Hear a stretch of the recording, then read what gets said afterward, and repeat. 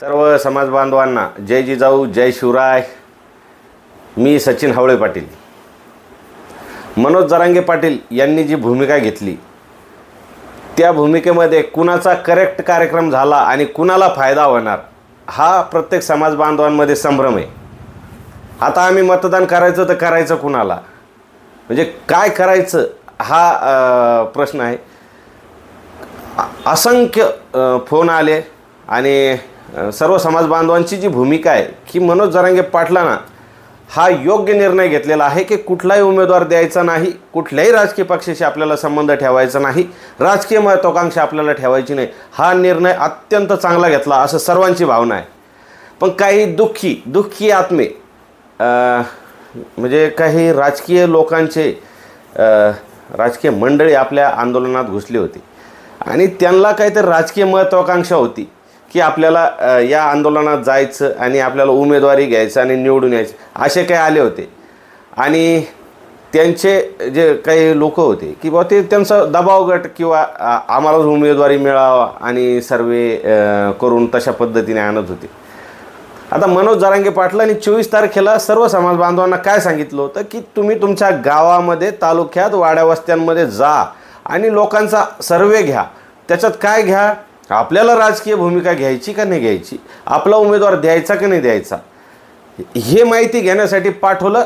तर जे सर्वांनी जे अहवाल दिले प्रत्येक जिल्ह्यामधून, त्यांनी काय दिला अहवाल की मी इतक्या दिवसापासून आंदोलनात आहे, मी इतके दिवस पायी चाललो, तो 4 दिवस उपोषणाला बसला, मी 7 दिवस बसलो। म्हणजे यांचा प्रतिस्पर्धी जो उभा राहणार होता खासदारकीला, तर त्यांनी किती कमी काम केलं, मी किती जास्त काम केलं, म्हणजे आपल्यातच गट पाडायला लागले होते लोक।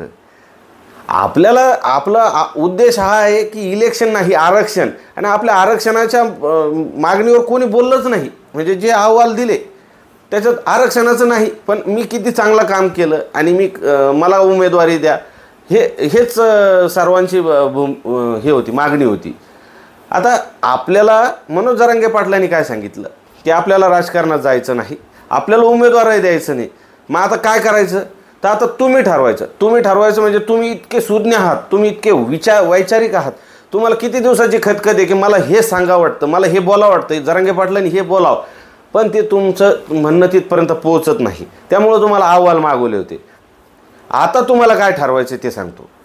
आता तुम्हाला लक्षात घ्या, कित्येक वर्षापासून आपलं मराठा आरक्षणाचं आंदोलन चालू आहे, त्यामध्ये आतापर्यंत आपल्याला कुणी फसवत आलेले, कुणी आपल्याला आश्वासनं दिले आणि आपल्या समाजाच्या, मराठा समाजाच्या अन्नामध्ये माती घालवण्याचं काम कुणी केलेलं आहे, कुणी खोटी आश्वासनं दिली, कोण मराठा समाजाच्या आरक्षणाच्या विरोधात बोलला, कोणी मराठ्यांमध्ये आणि इतर जाती धर्मामध्ये भांडणं लावले, हे सर्व लोक तुम्ही आता ओळखायचा हे विचार करा।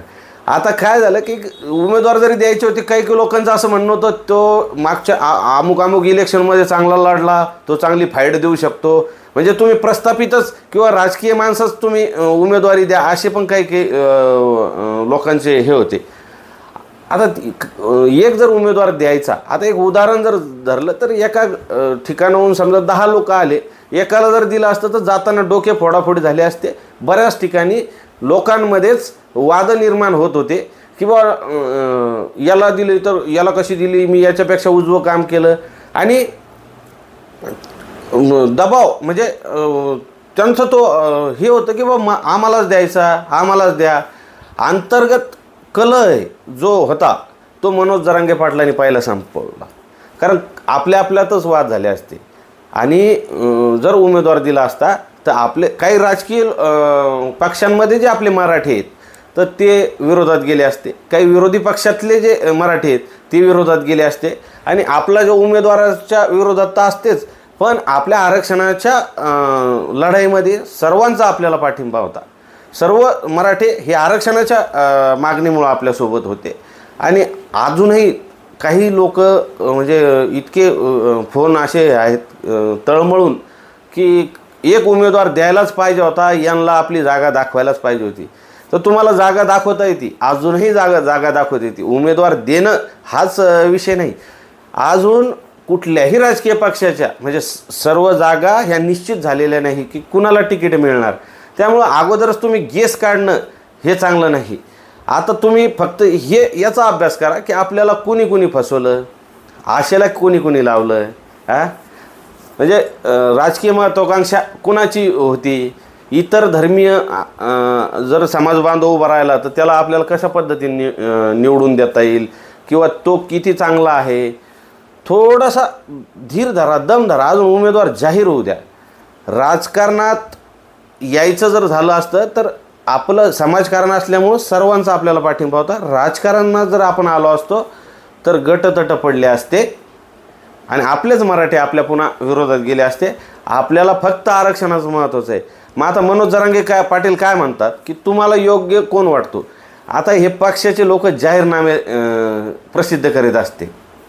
आता तुम्हाला हे ओळखायची वेळ आलेली, कुठल्याही पक्षाचा असू द्या, जाहीरनाम्यामध्ये ते टाकत असते की आम्ही काय काय करणार, आश्वासनं. मग मनोज जरांगे पाटलांचं काय म्हणणं आहे, कोण ॲफिडेविट देतं. ॲफिडेविट देणं म्हणजे सोपं काम नाही, जाहीरनाम्यात लिहिणं म्हणजे सोपं काम नाही. जाहीरनाम्यात त्यांनी लिहिलं की मराठा आरक्षणाच्या मागणीसाठी मी झटून काम करणार, त्याला ते लिहित नसतो. काऊन, त्याला भीती असते की मी जाहीरनाम्यात लिहिलं तर दुसऱ्या जाती धर्माचा माणूस आपल्या विरोधात जाईल. तर आता ही ओळखायची वेळ आली, यांच्या जाहीरनाम्यात हे काय देतात बघू. यांची डेअरिंग होत नाही. म्हणून तुम्हाला अजून थोडासा दम धरा, धीर धरा की कोण आपली बाजू आता मांडू शकतो. आणि कोणता व्यक्ती म्हणजे संसदेत जरी गेला तो तर त्यांनी ज्या दिवशी संसद चालू असेल त्याला बोलायचा चान्स भेटेल तर पहिली भूमिका त्याची अशी असली पाहिजे की मराठा समाज को आरक्षण मिलना चाहिए, हे डंके की चोट हे असं ठणकावून सांगितलं पाहिजे. आणि पहिली मागणी त्याची जेव्हा पण लोकसभेत जाईल त्याला बोलायचा चान्स भेटेल तर मराठा आरक्षणाची मागणी त्यांनी लावून धरली पाहिजे. हा त्या व्यक्तीचा जाहीरनामा असला पाहिजे. आरक्षण सोडून आपला समाज बांधव हा राजकारणाकडं वळाल्यासारखं वाटत होतं. त्यामुळं हे आपण टाळलेलं आहे. तर कुणीही संभ्रम निर्माण करू नका, थोडासा धीर धरा. यांचे जाहीरनामे येऊ द्या, यांचे उमेदवार येऊ द्या. आणि तुम्ही सुज्ञ आहात, तुम्हाला माहिती आहे की कुणाला मतदान करायचं. म्हणजे आपला उमेदवार जरी नसला तरी कोणी आपल्याला फसवलेलं आहे, आताही फसवलेलं आहे आणि अगोदरपासून फसवत आलेले आहे. तर कोण चांगला कोण वाईट, कोणता व्यक्ती हा वेगवेगळ्या सभा घेतल्या, कोण सोशल मीडियावर ट्रोल करतात, कोण आपल्या मराठा आरक्षणाच्या विरोधात आहे, ते सर्व तुम्ही जाणते आहात.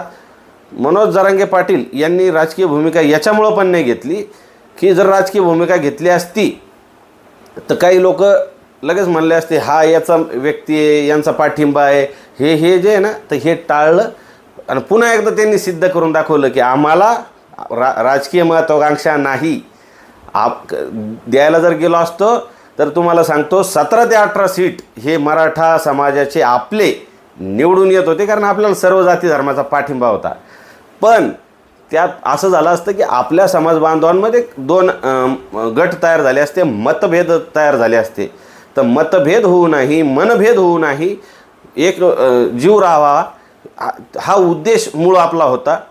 आणि आचारसंहिता असल्यामुळं जे 900 एकरचं आपलं जे सभेचं चाललं आहे, आता 900 एकरची सभा ही घेणार, जूनमध्ये घेणार आणि त्या दिवशीनंतर पुन्हा मराठा आरक्षणाची आपली चळवळ चालू होणार. आचारसंहिता असल्यामुळं आपण शांत आहोत आणि आरक्षणच हा मुद्दा आपल्याला ठेवायचा आहे. अरे आपल्याला आपल्या पिढ्या बरबाद झाल्या राजकारणापाहिजे, राजकारण नाही पाहिजे. आपल्या पोरांच्या कल्याणासाठी आपल्याला फक्त आणि फक्त आरक्षणावर टार्गेट ठेवा. हे राजकारण वगैरे हे सोडून द्या. कुठला उमेदवार दिला नाही दिला नाराज होऊ नका.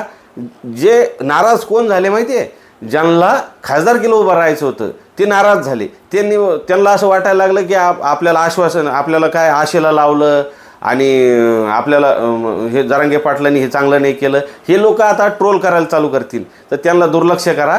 सर्वसामान्य मराठ्यांनी एक लक्षात घ्या, आपल्याला कोणी फसवलं हे तुम्ही सुज्ञ आहात, तुम्हीच तो निर्णय घ्या. यांचे उमेदवार डिक्लेअर होऊ द्या, यांचे जाहीरनामे येऊ द्या आणि मग आपण आपली भूमिका की आपल्याला काय करायचं हे आपण ठरवू. म्हणजे मी कुठल्याही राजकीय पक्षाच्या विरोधात नाही, कुठल्याही राजकीय पक्षाच्या फेवरमध्ये नाही, कुठल्याही राजकीय नेत्याच्या फेवरमध्ये नाही, कुठल्याही राजकीय नेत्याच्या विरोधात नाही.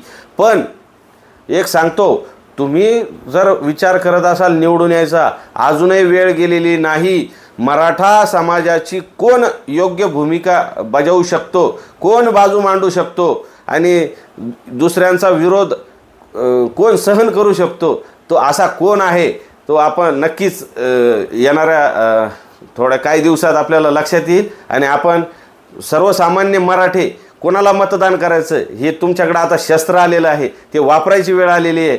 आता नाही तर कधीच नाही. या आपला उमेदवार दिला नाही म्हणून नाराज होऊ नका, काय फरक पडत नाही.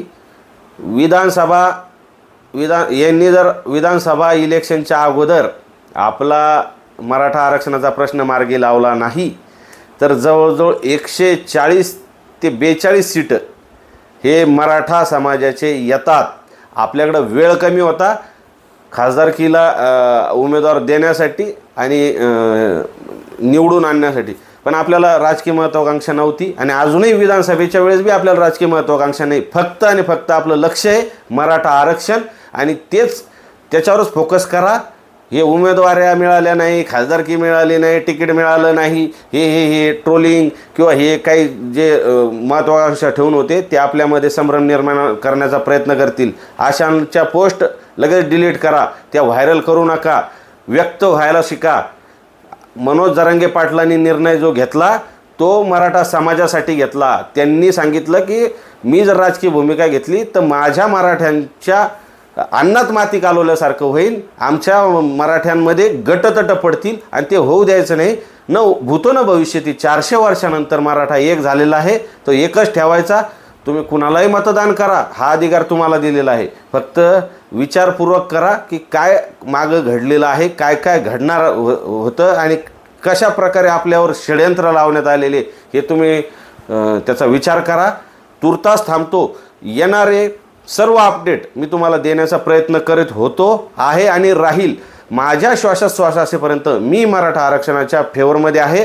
राजकीय महत्त्वाकांक्षा आम्हाला कुणाला नाही. मनोज जरांगे पाटील यांच्या पाठीशी छातीचा कोट करून हा सचिन हवळे पाटील उभा आहे. तुम्हीही सर्व मनोज जरांगे पाटील यांच्या पाठीशी खंबीरपणे उभे राहा. संभ्रम निर्माण होऊ देऊ नका, राजकीय महत्त्वाकांक्षा ठेवू नका. आपल्याला राजकारणाशी काही घेणं देणं नाही. उमेदवार आले, कोण चांगला कोण वाईट हे तुम्हाला ठरवायचं आहे. कुठल्या पक्षाला द्यायचं ते तुम्हीच ठरवायचं आहे. इथून कोणीही तुम्हाला ऑफिशियली सांगणार नाही की कुणाला मतदान करायचं. तुम्ही चौकस राहा आणि हा व्हिडिओ जर तुम्हाला आवडला असेल तर जास्तीत जास्त शेअर करा. माझं चॅनल सबस्क्राईब करा. सबस्क्राईब खाली तिथे सबस्क्राईब म्हणून बटन असतं, तिथं क्लिक करा.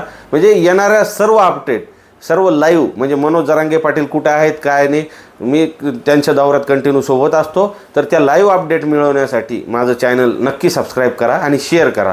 पुढील अपडेट तुम्हाला देत राहतो. तुर्तास थांबतो. जय जिजाऊ, जय शिवराय.